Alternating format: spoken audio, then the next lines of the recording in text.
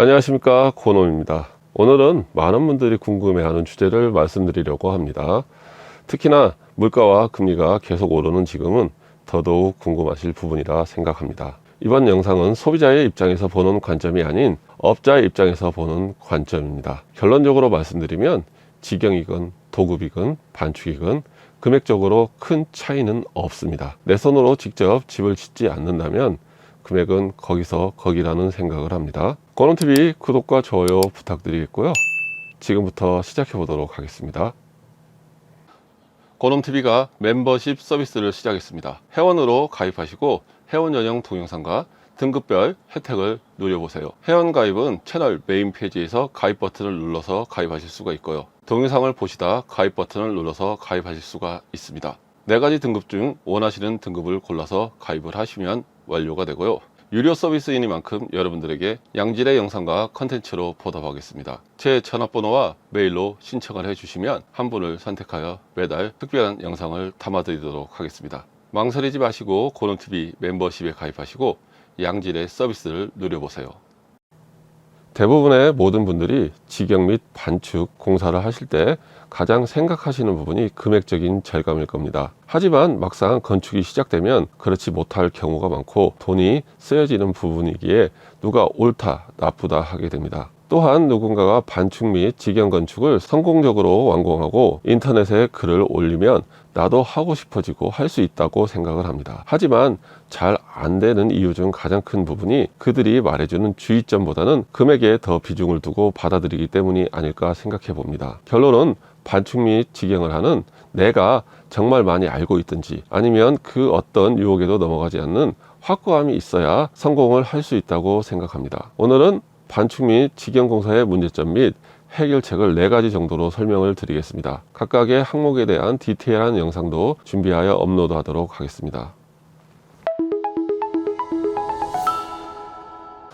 자, 첫 번째, 내가 잘 모를 땐 물어보게 된다. 이 부분이 가장 큰 문제일 수 있습니다. 일하러 오시는 분들에게 물어보게 됩니다. 이게 맞나요? 이것보다 좋은 게 있나요? 사람은 나쁘다 하면 안 하고 싶고 좋다고 하면 하고 싶어집니다. 이때부터 자재의 변경과 예산의 추가가 일어나게 됩니다. 모든 일은 금액을 줄이는 것은 어렵습니다. 하나하나 들어가다 보면 수정을 해야 되고 인건비와 자재비가 더 들어가 금액이 늘어날 수밖에 없습니다. 날일이나 직영이나 반축이나 늘어나는 일정에 대한 비용 청구는 당연한 겁니다. 건축주의 요구에 의해 변경이 되었다지만 사람인지라 건축주 입장에서 보면 늘어난 인건비를 결제할 때 많은 부담을 느끼실 수밖에 없습니다. 그래서 내가 사용하고 싶은 자재에 대한 확고함이 없으면 결국 일하시는 분들에게 끌려다닐 수밖에 없습니다. 또한 일당일을 하시는 분들을 비하하는 것은 아니지만 실력 좋은 사람이 난리를 할 확률은 거의 없다는 점도 알고 계셔야 합니다. 물론 실력 좋은 분들이 난리를 합니다. 하지만 그들의 인건비는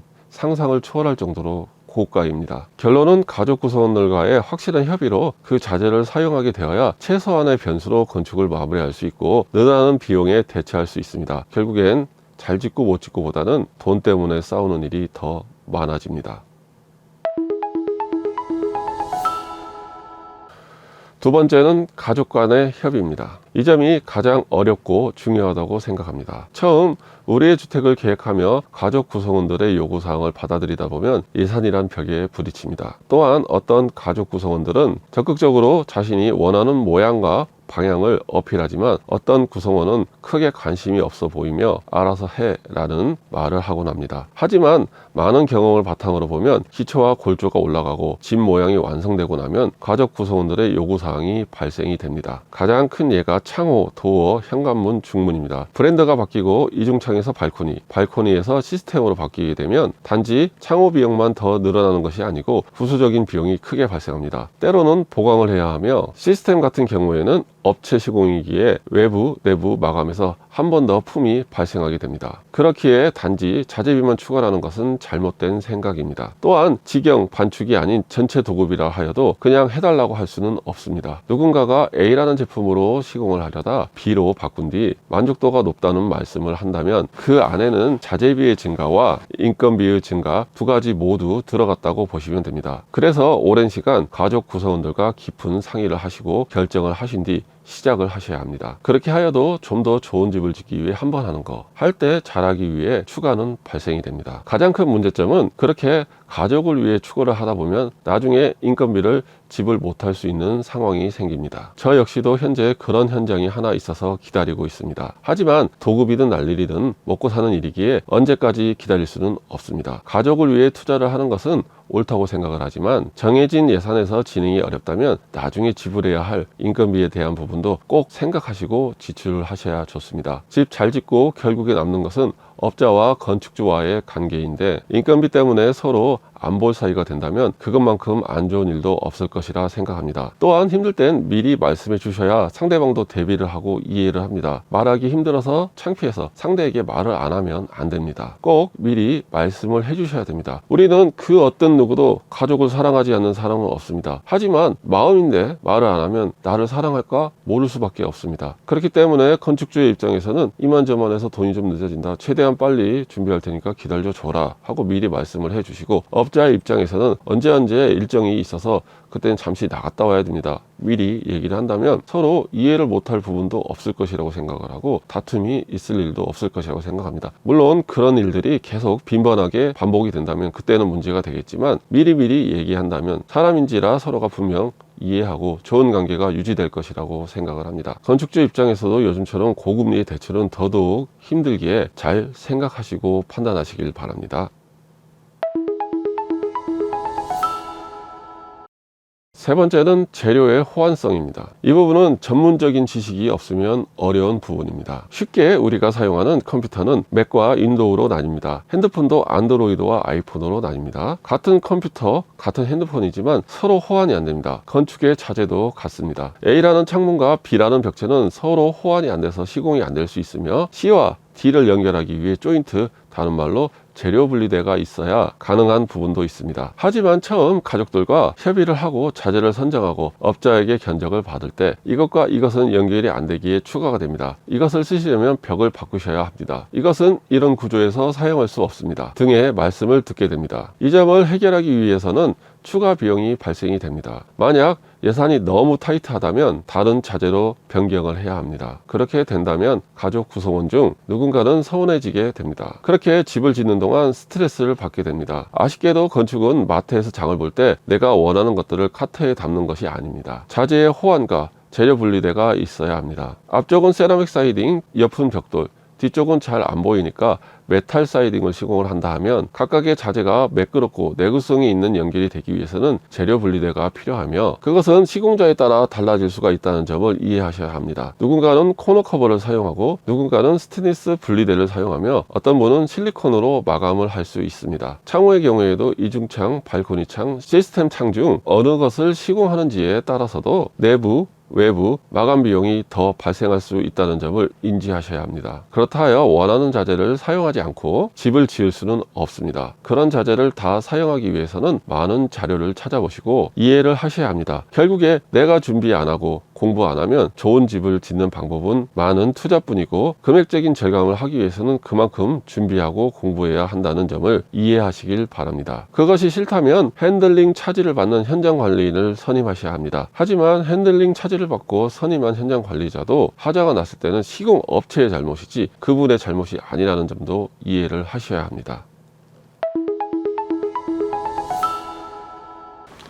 네 번째입니다. 날일과 반축은 딱 거기까지만 일한다. 날일을 하는 분들은 출근 시간과 퇴근 시간이 정확합니다. 다른 쪽으로 생각해 본다면 생산직 근무자의 추가 수당은 우리가 생각하는 부분보다 높습니다. 다시 건축으로 돌아와 30분만 더 일한다면 얼마를 줘야 할까요? 요즘에는 아침에 나와서 잠깐 일하고 들어가도 하루치 일당을 받습니다. 그렇기 때문에 남의 일을 하는 사람이 30분을 더 일을 할까요? 여러분이라면 그렇게 하실까요? 반대로 직장의 생산직이라면 매번 돈을 준다고 추가 잔업을 하면 좋아할까요? 사무직 근무자라고 퇴근 후 야근을 꼭 해야 할까요? 사람은 누구나 일이 끝나고 나면 TV를 보든 유튜브를 보든 취미생활을 하든 자신의 생활을 즐기려고 하고 가정을 이룬 사람이라면 가족과의 시간을 보내야 합니다. 그것이 각자 하루를 보내는 루틴입니다. 그 루틴을 지키지 않으면 최대한의 컨디션을 낼 수 없습니다. 이건 비단 육체 노동을 하는 사람뿐만 아니라 사무실 근무자도 마찬가지입니다. 그렇기에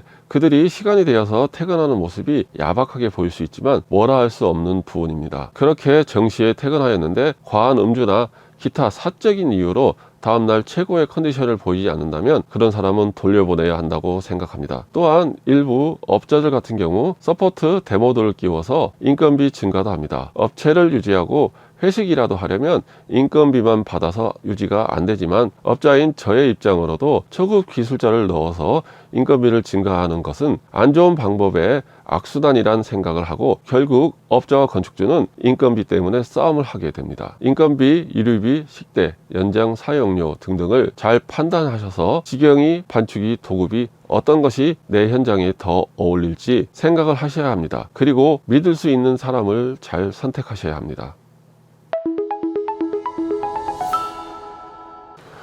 오늘은 반축 및 지경의 문제점과 해결점을 알아보았습니다. 나쁘게 말하자면 아끼려는 자와 더 받으려는 자의 머리 싸움이라 볼 수 있지만 서로 믿을 수 있는 신뢰가 쌓여야 하며 그것은 결국 돈이 가장 큰 부분일 수밖에 없습니다. 오해하지 마시고 잘 들어보시길 바랍니다. 일하시는 분들이 고생하셔서 식사를 대접하신다면 그분들이 늘 다니시는 곳에 가셔서 식사를 대접하시거나 현장에서 먹는 것이 가장 좋습니다. 앞에서 말하는 루틴이 있습니다. 점심을 먹고 몇 분 쉬고 오후 일을 시작한다. 하지만 그 루틴이 틀어지게 된다면 건축주 입장에서 좋은 호의로 식사를 대접하고도 일하시는 분들에게 좋은 소리를 못 듣습니다. 또한 그들이 오후에 최고의 컨디션을 발휘 못한다면 그 또한 건축주 입장에서는 손해입니다. 가장 좋은 방법은 봉투에 식비를 넣어주시고 일이 끝나고 드시라고 하는 부분이며 이것은 비인간적인 게 아닙니다. 저의 경우 그렇게 성과금 시기에 돈을 지불받으면 그 자리에서 n분의 1 해서 바로 나누어 드리고 집에 가셔서 식사하시면서 한잔 하시든 편하게 사용하시고 내일 컨디션 관리 잘 하셔서 출근하시라 합니다. 이것은 냉정한 것이 아니고 비인간적인 부분도 아닙니다. 현장에서 해야 할 지켜야 할 서로의 도리라고 생각을 하시면 됩니다. 앞에서 말씀드린 4가지 경우는 좀 더 디테일한 영상을 만들어 각 부분별로 구체적인 설명을 하여 별도의 영상을 만들어 업로드하도록 하겠습니다. 오늘 영상이 건축을, 내 집을 생각하시는 많은 분들에게 도움이 되셨기를 바라고 고놈TV 구독과 좋아요 부탁드립니다. 긴 시간 시청해 주셔서 감사합니다.